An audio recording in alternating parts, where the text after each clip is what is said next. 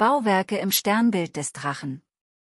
Die Idee, dass antike Bauwerke auf der Erde astronomische Bezüge zu bestimmten Sternbildern haben, ist seit langem ein faszinierendes Thema, insbesondere im Zusammenhang mit alternativen Geschichtstheorien, die präastronautische Einflüsse und Zivilisationen wie die Anunnaki in Betracht ziehen.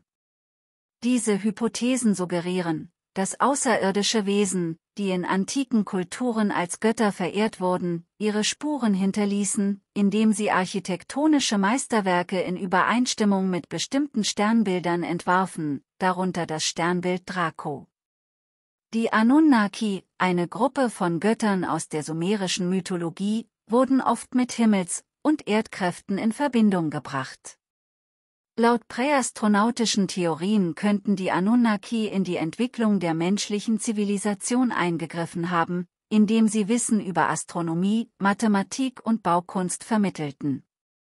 Viele der antiken Bauwerke, die in verschiedenen Teilen der Welt entdeckt wurden, zeigen beeindruckende architektonische Präzision und könnten, so wird spekuliert, in direkter Beziehung zu Himmelsphänomenen, insbesondere dem Sternbild Draco stehen. Dieses Sternbild, das im nördlichen Himmel als Drache erscheint, wird in vielen Kulturen als mystisch oder göttlich angesehen. In diesem Video werden verschiedene Bauwerke und archäologische Stätten untersucht, die möglicherweise in Verbindung mit dem Sternbild Draco stehen. Gleichzeitig werden wir versuchen, diese Bauwerke mit den Anunnaki und ihrer angeblichen Rolle in der menschlichen Geschichte zu verknüpfen. Bevor wir uns den Bauwerken zuwenden, werfen wir einen Blick auf die Symbolik und Bedeutung des Sternbilds Draco, das in vielen Kulturen als mächtige Himmelsfigur verehrt wurde. In der griechischen Mythologie bewachte der Drache Ladon den Baum der goldenen Äpfel im Garten der Hesperiden, eine kraftvolle Figur, die Weisheit und Unsterblichkeit symbolisierte. In China gilt der Drache als Sinnbild für Macht und göttliche Weisheit, ein Wesen, das den Himmel regierte und die Verbindung zwischen den Göttern und den Menschen darstellte. Überall auf der Welt begegnen wir Geschichten von Drachen und Schlangen, die über den Himmel herrschen, sei es in den nordischen Sagen, in denen der Weltenbaum von einer Schlange umwunden wird, oder in den Mythen der Maya, die den gefiederten Schlangengott Kukulkan verehrten. Könnte es sein, dass all diese Mythen auf eine gemeinsame, uralte Erinnerung zurückgehen? Eine Erinnerung an das Sternbild Draco, das den antiken Kulturen als Tor zu göttlichem Wissen diente? Und haben die Anunnaki dieses Wissen übermittelt und dabei eine tiefe, kosmische Bedeutung in die Drachensymbolik verwoben? Wenn du mehr über das Sternbild Draco im Zusammenhang mit den Anunnaki wissen möchtest, sieh dir im Anschluss mein Video zum Sternbild Draco an, dort erfährst du mehr über die Zusammenhänge. Der Drache als Himmelsfigur repräsentierte häufig Macht, Schutz und kosmische Ordnung. Die Verbindung der Anunnaki mit Draco könnte darauf hindeuten, dass Bauwerke wie Tempel, Zikkurate, Pyramiden und Steinkreise auf der Erde absichtlich so ausgerichtet wurden, dass sie dieses Sternbild widerspiegeln. Die Präzision, mit der diese Bauten oft astronomische Ereignisse anzeigen, lässt vermuten, dass die Erbauer der antiken Monumente über ein tiefes Verständnis des Kosmos verfügten, möglicherweise dank der Anunnaki. Lasst uns nun einen genaueren Blick auf die Bauten werfen, die in Verbindung mit dem Sternbild Draco stehen. Angkor Wat, Kambodscha. Angkor Wat in Kambodscha ist ein faszinierendes architektonisches Meisterwerk, das im frühen 12. Jahrhundert nach Christus erbaut wurde. Der Bau begann während der Herrschaft von König Suryavarman II, der von etwa 1121 bis 1160 nach Christus regierte. Damit ist Angkor Wat über 900 Jahre alt. Angkor Wat, eine der größten religiösen Tempelanlagen der Welt, ist bekannt für seine beeindruckende architektonische Ausrichtung auf astronomische Ereignisse wie die Sonnenwenden und Äquinoxien. Diese Ausrichtung deutet auf ein tiefes Wissen über Astronomie hin, das in die Bauweise des Tempelkomplexes integriert wurde. Einige Forscher haben vorgeschlagen, dass Angkor Wat möglicherweise das Sternbild Draco widerspiegelt. Die Tempelanlage ist so gebaut, dass sie nicht nur die Bewegungen der Sonne nachzeichnet, sondern auch bestimmte Sternbilder am Nachthimmel, darunter Draco, in ihren Strukturen abbildet. Diese Hypothese wird von der Vorstellung getragen, dass die antiken Erbauer von Angkor Wat ein kosmisches Verständnis hatten, das sie in ihren Bauten verewigten. Ob dieses Wissen von den Anunnaki stammt oder nicht, bleibt spekulativ, aber die Präzision der Ausrichtung des Tempels auf astronomische Ereignisse ist unbestreitbar. Teotihuacan, gelegen im zentralen Mexiko, ist eine der bedeutendsten archäologischen Stätten der präkolumbianischen Welt. Die Stadt wurde schätzungsweise um das 1. Jahrhundert nach Christus gegründet und erlebte ihren Höhepunkt zwischen dem 3. und dem 7. Jahrhundert nach Christus. Damit ist Teotihuacan über 2 Jahrtausende alt. Die beeindruckenden Bauwerke, darunter die Pyramide der Sonne und die Pyramide des Mondes, zeugen von einer hochentwickelten Zivilisation, die bedeutende Fortschritte in Architektur, Stadtplanung und Kunst erzielte. Teotihuacan war ein wichtiges Handels- und Kulturzentrum, das nicht nur das alte Mexiko, sondern auch die benachbarten Regionen stark beeinflusste.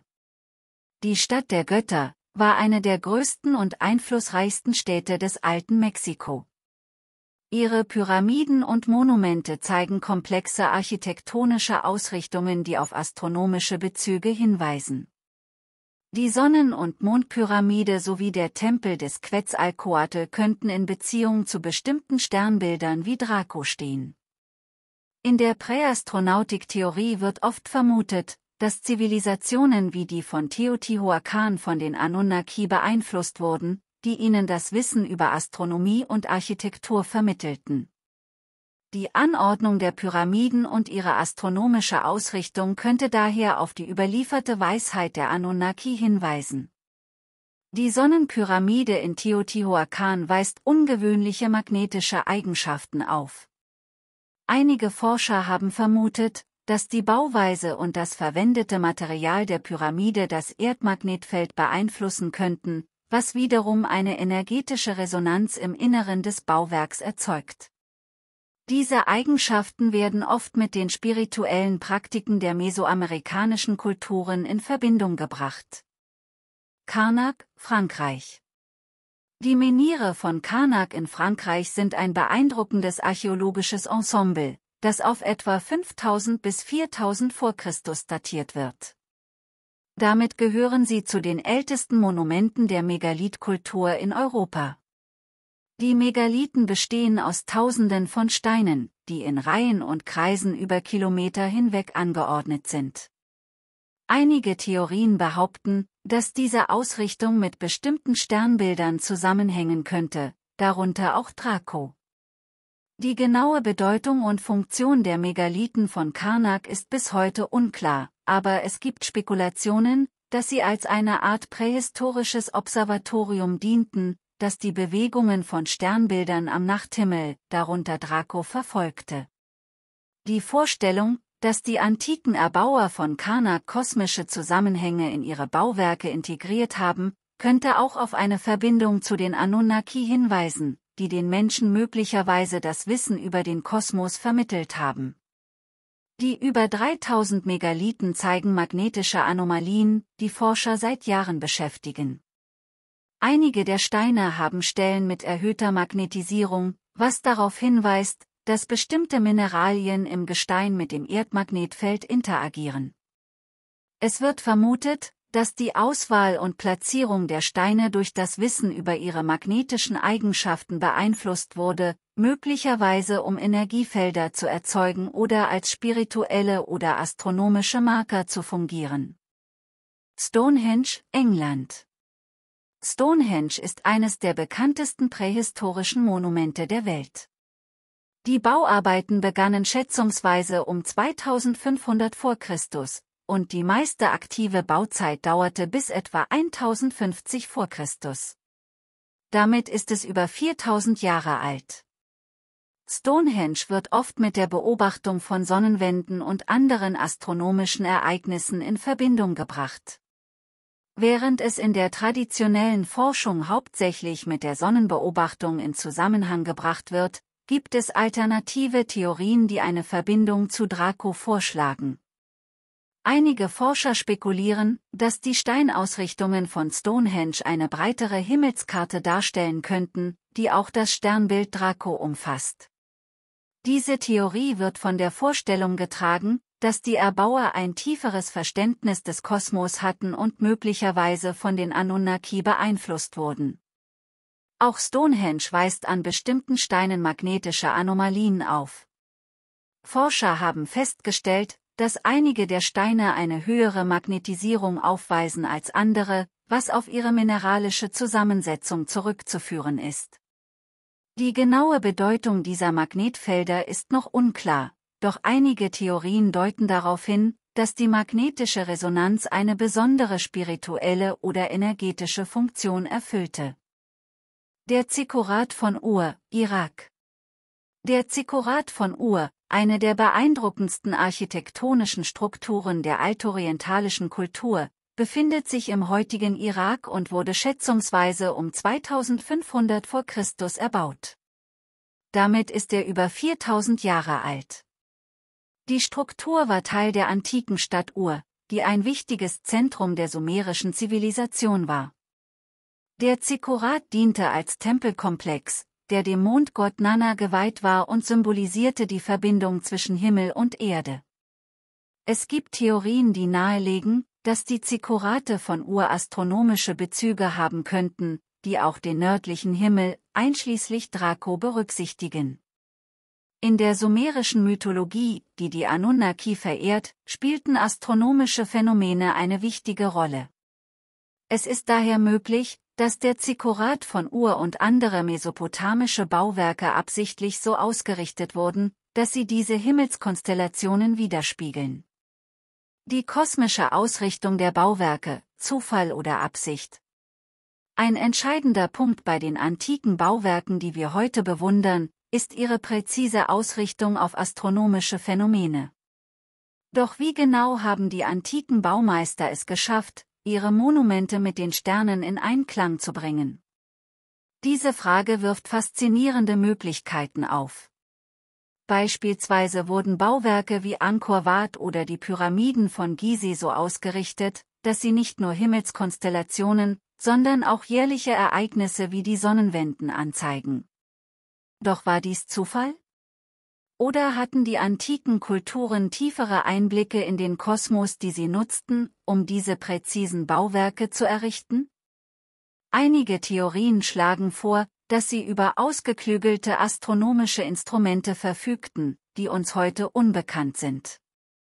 Andere behaupten, dass außerirdische Wesen, möglicherweise die Anunnaki, ihnen das Wissen über Sternenkonstellationen und die Bewegung der Himmelskörper vermittelten. Die Tatsache, dass wir heute noch staunen, wie genau diese Bauwerke auf den Himmel ausgerichtet sind, deutet darauf hin, dass es mehr als nur irdisches Wissen war, das diese Kulturen vor Tausenden von Jahren besaßen.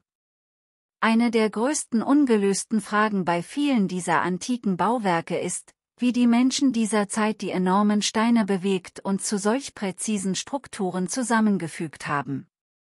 Ob es die gewaltigen Steine von Stonehenge oder die massiven Blöcke der Pyramiden von Teotihuacan sind, es scheint fast unmöglich, dass diese Bauwerke ohne moderne Technik errichtet wurden.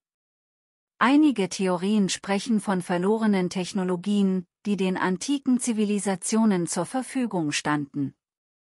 Diese Technologien könnten magnetische Felder genutzt haben, um schwere Steine zu bewegen, oder auf Schallwellen basiert haben, um Materie zu manipulieren.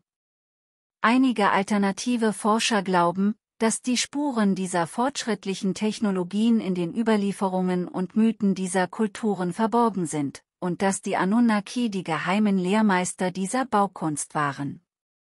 Viele der antiken Bauwerke zeigen nicht nur eine enge Verbindung zu astronomischen Phänomenen, sondern auch zu mathematischen und geometrischen Prinzipien, die wir heute als heilige Geometrie kennen. Diese geometrischen Muster sollen das Fundament der Schöpfung selbst widerspiegeln und die Harmonie des Universums symbolisieren. So sind die Pyramiden von Gizeh und das Layout von Teotihuacan Beispiele für die Anwendung dieser Prinzipien. Aber könnten diese Muster nicht nur architektonische Faszinationen sein, sondern auch verschlüsselte Botschaften an spätere Generationen? Es gibt Theorien, die besagen, dass die Anunnaki nicht nur als Architekten des menschlichen Fortschritts wirkten, sondern auch als Hüter geheimer Botschaften, die tief in die Bauwerke eingelassen sind. Vielleicht enthalten diese Monumente Hinweise auf das Wissen, das uns mit den Sternen verbindet, und insbesondere auf das Sternbild Draco. Ist es möglich, dass die Bauwerke nicht nur als Tempel und Observatorien dienten, sondern als kosmische Bibliotheken, die darauf warten, von uns entschlüsselt zu werden? Viele der magnetischen Anomalien können durch die natürliche Zusammensetzung der Steine erklärt werden, insbesondere durch Mineralien wie Magnetit und Hämatit, die häufig in bestimmten Regionen vorkommen. Es bleibt jedoch ein Rätsel, ob die antiken Baumeister tatsächlich diese magnetischen Eigenschaften kannten und sie gezielt einsetzten, oder ob es sich um zufällige Effekte handelt. Einige alternative Theorien schlagen vor, dass antike Kulturen bewusst Steine mit magnetischen Eigenschaften wählten, um Energiefelder oder Kraftorte zu schaffen, die für Rituale oder Zeremonien genutzt wurden. Der Magnetismus könnte in dieser Vorstellung als eine Form von erdgebundener Energie gelten, die mit den Kultstätten in Resonanz trat. Die antiken Baumeister könnten auch den Magnetismus als Werkzeug zur Förderung spiritueller und möglicherweise heilender Energien gesehen haben. Einige moderne spirituelle Theorien behaupten, dass die Magnetfelder in diesen antiken Städten eine Art Energiekanal sind, der Heilkräfte oder bewusstseinsverändernde Zustände fördern könnte. Magnetische Anomalien könnten auch astronomisch genutzt worden sein. Es gibt Theorien, dass die Erbauer die Ausrichtung ihrer Monumente mit natürlichen Magnetlinien der Erde, sogenannten Leihlinien, abgestimmt haben. Diese Linien sollen entlang magnetisch aktiver Städten verlaufen und kosmische und irdische Energien verbinden. Diese magnetischen Anomalien und die Hypothesen um ihre mögliche Funktion unterstreichen die anhaltende Faszination für das Wissen und die Fähigkeiten antiker Zivilisationen und regen die Debatte an, ob sie möglicherweise über ein tiefgreifendes Wissen verfügten, das mit unserer heutigen Technologie vergleichbar ist oder ihr sogar überlegen war. Die Rolle der Präzession der Tag-und-Nacht-Gleiche, ein Hinweis auf uralte Zeitzyklen? Ein weiteres faszinierendes astronomisches Phänomen, das mit vielen dieser Bauwerke verbunden ist die Präzession der Tag- und Nachtgleiche. Dies beschreibt die langsame Veränderung der Erdachse, die dazu führt, dass die Position der Sterne sich über einen Zeitraum von etwa 26.000 Jahren verschiebt. Für viele alte Zivilisationen war die Beobachtung dieser Zyklen von großer Bedeutung, da sie mit Erntezeiten, spirituellen Ereignissen und kosmischen Zyklen verknüpft waren. Es gibt Hinweise darauf, dass Bauwerke wie Göbekli Tepe und der Serpent Mount so ausgerichtet wurden, dass sie die Bewegung der Sterne im Laufe von Jahrtausenden nachzeichneten. War dieses Wissen den antiken Kulturen bewusst? Und warum war es ihnen so wichtig, diese langfristigen Zyklen zu dokumentieren? Eine Theorie besagt, dass die Anunnaki uns auf diese Zyklen aufmerksam gemacht haben, weil sie selbst nach einer kosmischen Ordnung lebten. Ihre Warnung oder ihr Wissen über die Präzession könnte ein Hinweis darauf sein, dass sie uns auf bedeutende Ereignisse vorbereiten wollten, die in weit entfernten Zeitaltern stattfinden würden. Danke, dass du dir die Zeit genommen und dieses Video angesehen hast. Wenn dir gefällt, was ich mache, freue ich mich, wenn du mir einen Daumen nach oben gibst und deine Gedanken in den Kommentaren mit mir teilst. Dein Feedback ist mir wichtig und hilft, meine Inhalte weiter zu verbessern. Abonniere meinen Kanal, um zukünftig keines meiner Videos zu verpassen. Vielen Dank für deine Unterstützung und Aufmerksamkeit. Bis zum nächsten Mal.